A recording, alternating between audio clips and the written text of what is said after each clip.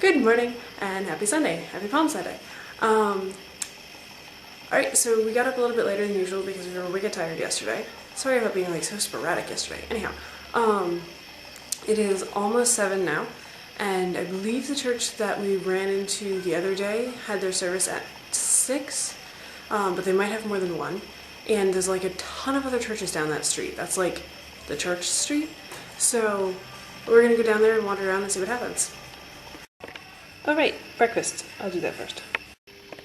Okay, so I came back to this church and Ramses came to the door when the guard buzzed the buzzer thingy, and he brought me in here and turned on all the lights. But he doesn't speak English, and I don't think there's mass now. I don't know if there was and I was just late and now there isn't anymore, or if what. But anyhow, yeah, here I am.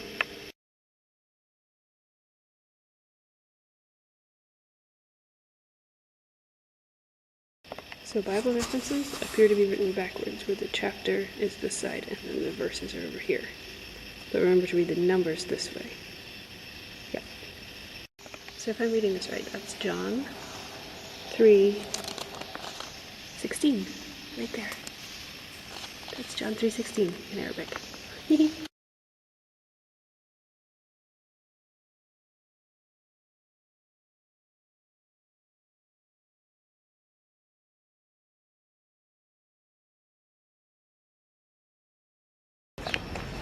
Okay, so that was just like the most awesome thing ever.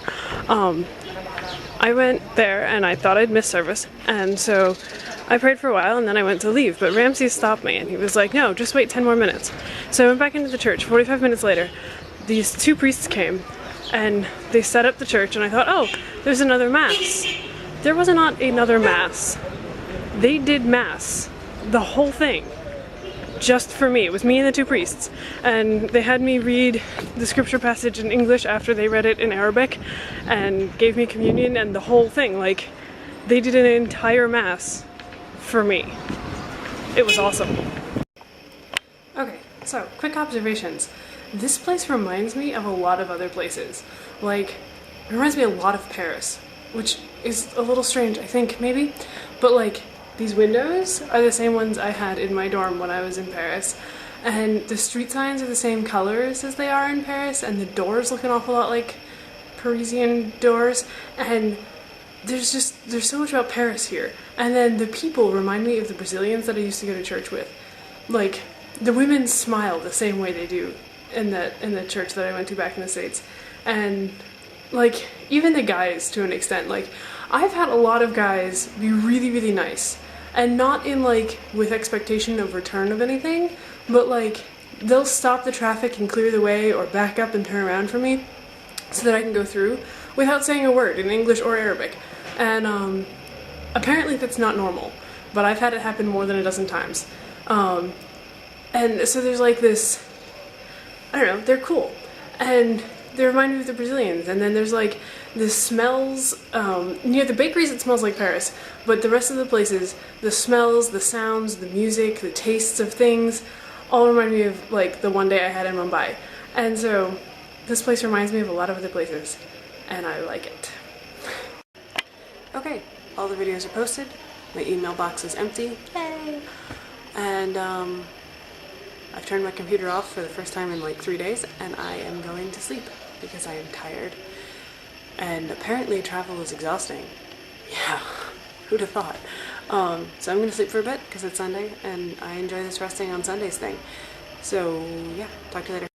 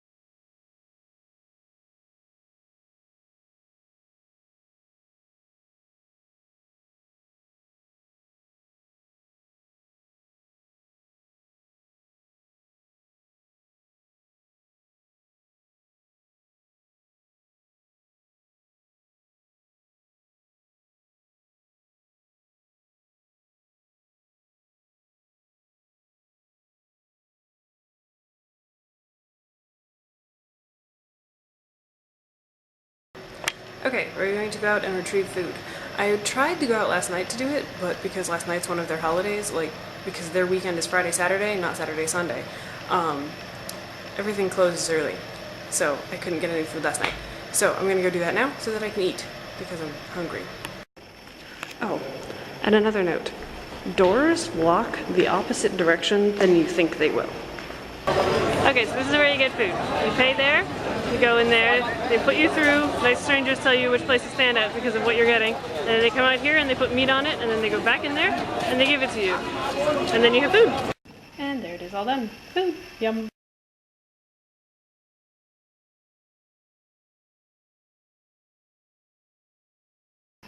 I'm gonna take a moment to mention about spicy. I'm usually pretty good at spicy. All through Japan and Korea, I had no problem with spicy. India, however, after prolonged contact with spicy, it became a problem.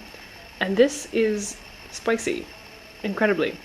But I think it's the kind of spicy I can get used to again. Alright, here we go. Another note about food.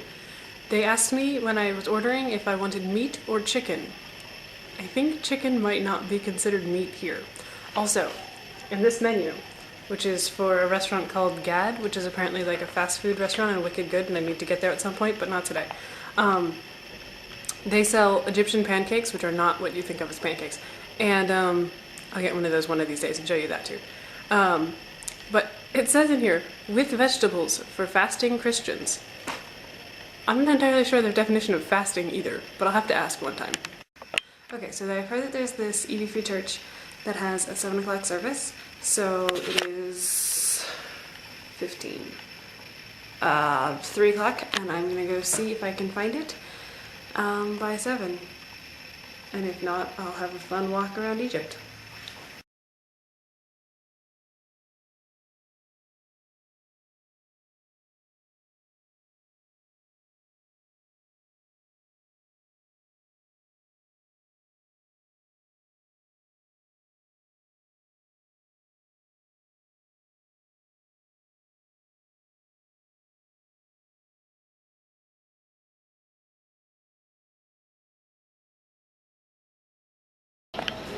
Evidence of Palm Sunday.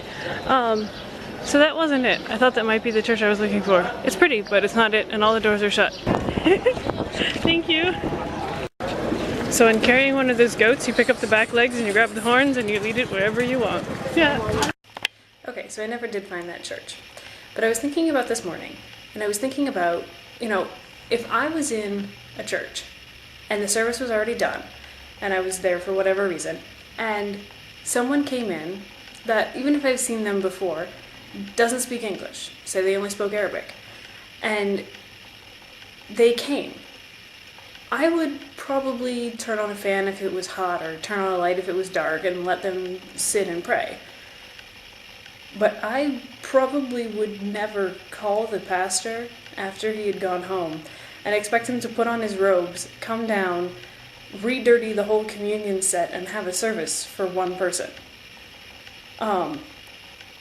But they did. And I was thinking, why? Why would they do that? Why would they, make sure that I could read the scripture in my own language and understand at least that part, and make sure that I got a chance to have communion? And then I realized because they saw that it was worth it. It was worth it that I could take communion today. Communion is the main part of their service. So that's pretty much why you go. And they knew I wasn't Catholic. I told them that before. But it was important to them that I had that chance to have communion today. And then I saw part of God. I saw that he thought we were worth it. He thought we were worth coming down and putting on human robes, as it were, and living here for 33 years and taking the time and making that sacrifice for us so that we could have communion with him. And he would do that just for one of us. Even if there was only one of us, he would do that, and he would come and spend that time and make that sacrifice. So I guess today I see that he's worth it. He's worth sharing that cup with. because he thought that I was worth it.